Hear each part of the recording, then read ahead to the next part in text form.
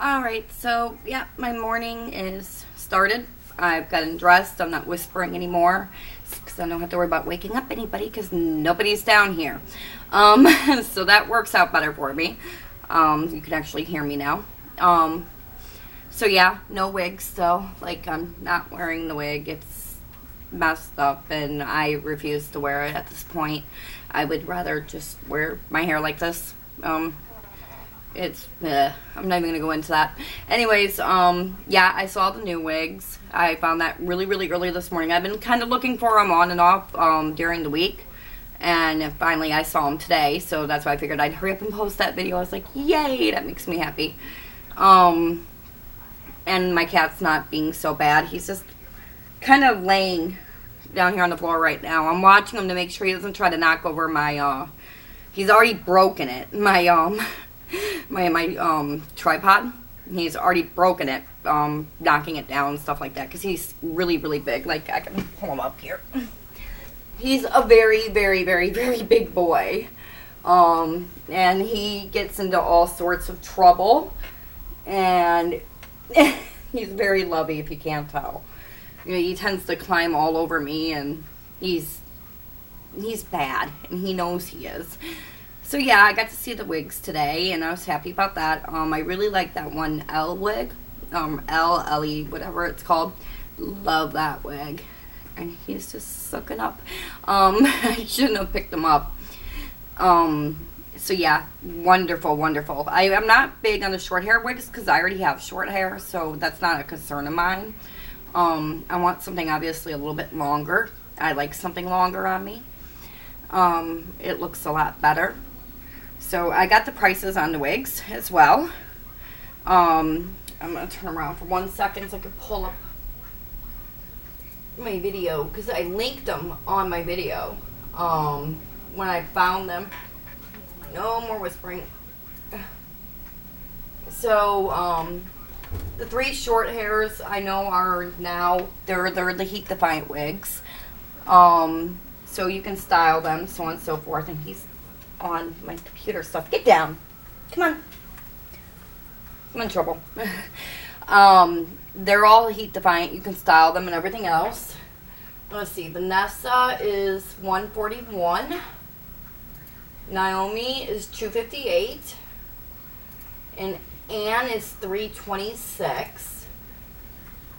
Kristen, it's $147. I found L for $260, $250. These are just like the rough estimates. And Courtney is $346.80, and that's the longer one. And I found them at Vogue Wigs, so I was able to find them there. And the prices are really good on them. So a lot better than the other site, but like everywhere right now, they're out of stock because they're not out till May 1st anyways. I was hoping to maybe find a pre-order for it or something, but it's not like I have the money right this second to grab it, since I just, not too long ago bought that other wig. So I have to kind of wait on it. And he's not going to stop now. And you're going to see the famous Rocky is going to just, curl right on up and go just like that. This is my kitty, and can't you tell? He's a suck. And this is the first time I think I've managed to catch him on camera doing this to me. He does it all the time. You'll be sitting there on the couch trying to watch TV. Next thing you know, here comes Rocky. Right on up he goes. And just plops on you like a little baby. And then he starts cleaning himself. Go figure. So another thing I wanted to talk a little bit about was depression. Because I know depression affects everybody. And Rocky's got to move. He's got to move so I can readjust myself.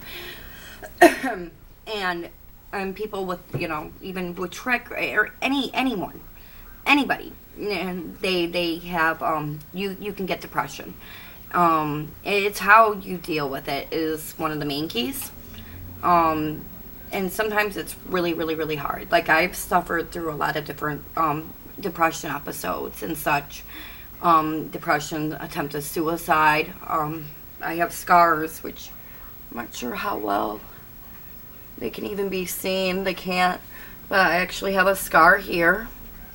And I have a big one right here. And on my tattoo, if you look, like, right there, And these, you gotta think about it. You really gotta do. I know what it feels like. It feels like the whole world's caving in on you and there's no hope left. Like, you feel like, everybody else is gonna be better off without you. And life just sucks in general. And this doesn't even matter how old you are. Whether you're 30 years old to 12 years old.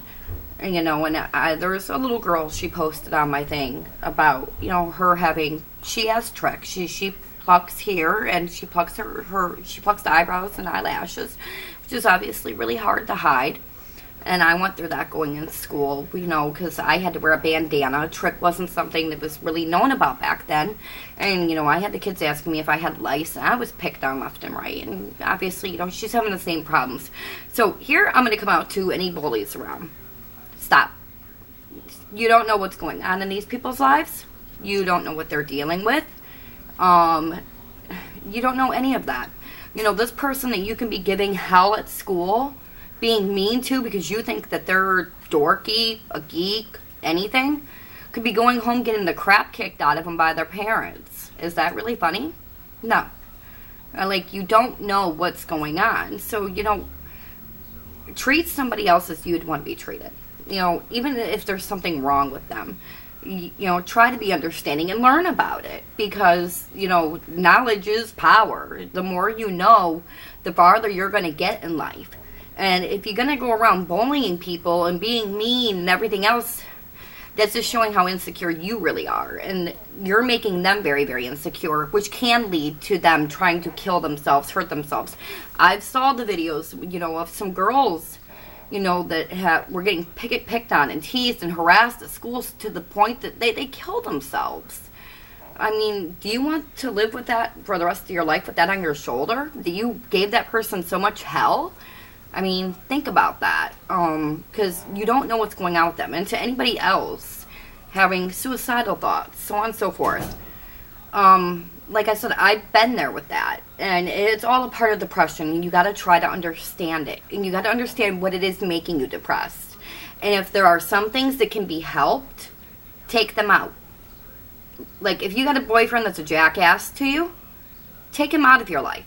If they call you names, you got a friend that puts you down, calls you names, and depresses you, take them out of your life. I know sometimes it's easier said than done, but it's best sometimes to get the negativity away from you, because that'll just bring you down even further. Coping is the best way, and not attempting suicide, because it's not going to get you anywhere. Think of it this way. Once you're dead, you're dead. You're not coming back. End of story. And I had that recited to me after my last attempts, and then it's been a few years now. I won't do anything like that again. I'm on the straight and narrow with that. No matter how hard things get, no matter how, when it rains it pours, more or less. No matter how bad it is, you always try to find a way to cope through it. And depression, it affects more people than what you think. There are a lot who are very, very, very depressed. Most people didn't even know I was depressed, because I'm grandmaster of hiding it. Like with my trick, I can hide the depression just as well. And some people are very, very good at that. And if you have a friend or anybody who knows who is depressed, open up your ear to them. Talk to them. Be there to listen, because they more than likely really, really need it. I'm not going to say go out and get yourself put on a bunch of medicine and stuff like that, because it doesn't always help. Some cases it does, other cases it doesn't. It's a hit and miss. With me, I don't believe any teenagers really should be on any of the medications. When they put me on the stuff when I was 16, I lost it. I bluntly lost my mind. It made me suicidal. It made me crazy. There's a bunch of parts in my teenage life that are just complete blacks to me that I don't remember. Because I went crazy on the medications that they kept putting me on, and it made me worse and worse. So it's a hit and miss with the medicine. Parents who are watching this and your kids are on medicine, including if they're starting a new one, watch them very, very, very carefully. You notice a shift in their mood, their behavior, anything like that. immediately get them into the doctor and possibly be prepared to have them taken off of it, because not all the medicines are really, really good out there. I, like, Zoloft was one of the first ones that they had me on, and I tried to overdose on it. That was my solution. You know, a month after being on the medicine, bam, I tried to OD. I don't even remember why. I honest to God don't. I lost my mind. I've done the Wellbutrin. I've done Paxil. They had me on all kinds of different stuff. They had me misdiagnosed with bipolar when I was younger, because the depression medicines they were putting me on for depression were having the opposite effect. And they were making me seem crazier than I actually was. It created more harm than what it did for good.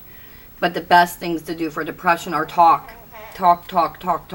Be open, have an open environment, and try to be understanding. You know, put yourself in that person's shoes. I hear more and more, which concerns me, with me even having an 11-year-old daughter, about, you know, kids picking on in school and harassment and stuff.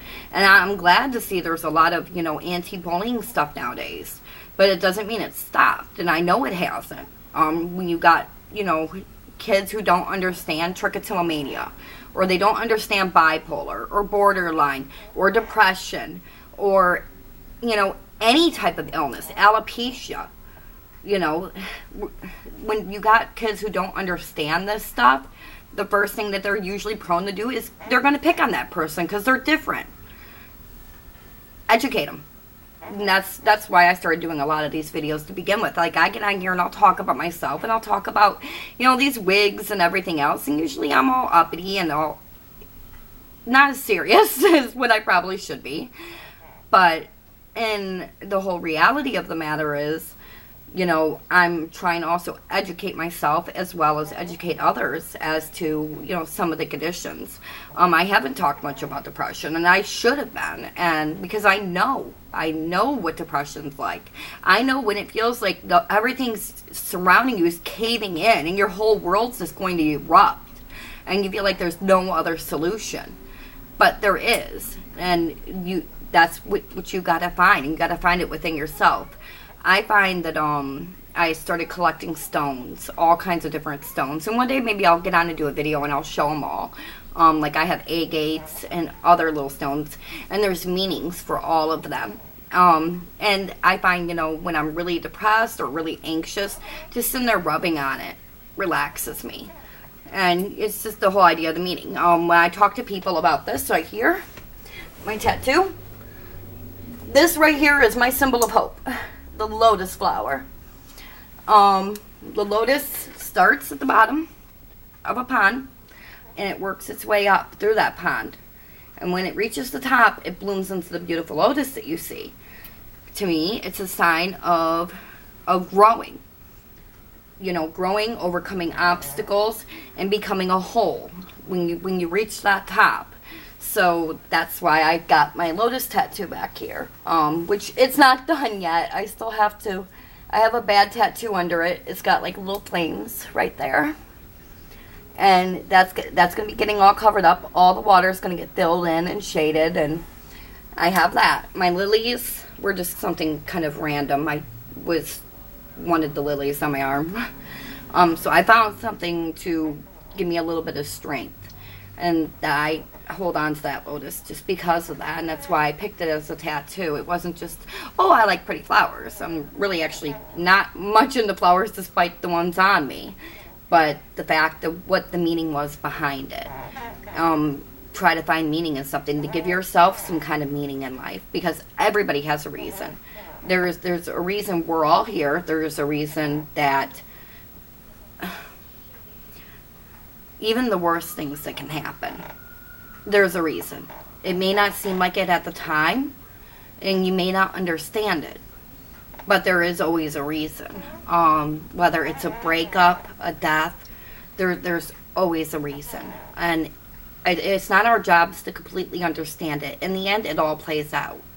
And I know some of the reasons when, you know, I would get suicidal thoughts and stuff like that was because of that negative stuff that would happen. And I couldn't understand why. Why is this happening to me? Why? Over and over and over again. It never stops. It never ends. I mean, it's just a constant going. But I know there's a reason for all this, whether it's just to make me a stronger person, to put me out here to do this, or, you know, something, you know, simple. There's a reason. And you got to try to hold on to that instead of, you know, questioning and saying always, why me? Because when you get into the why me modes, that's when you start bringing yourself down. When you stand up and say, okay, this is crap, this happened, oh well, I'm going to move past this. That's when you can move on and you can actually be a stronger person. So, I hope this gave a little bit more information. I hope that maybe it helps somebody. I hope that maybe some bullies saw this and said, you know, well, maybe I should think about that, you know, before I pick on that person.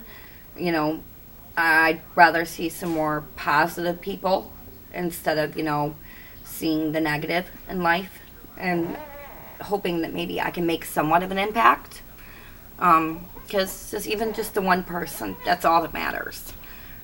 So, everybody, have a good day, and I'll talk to you later.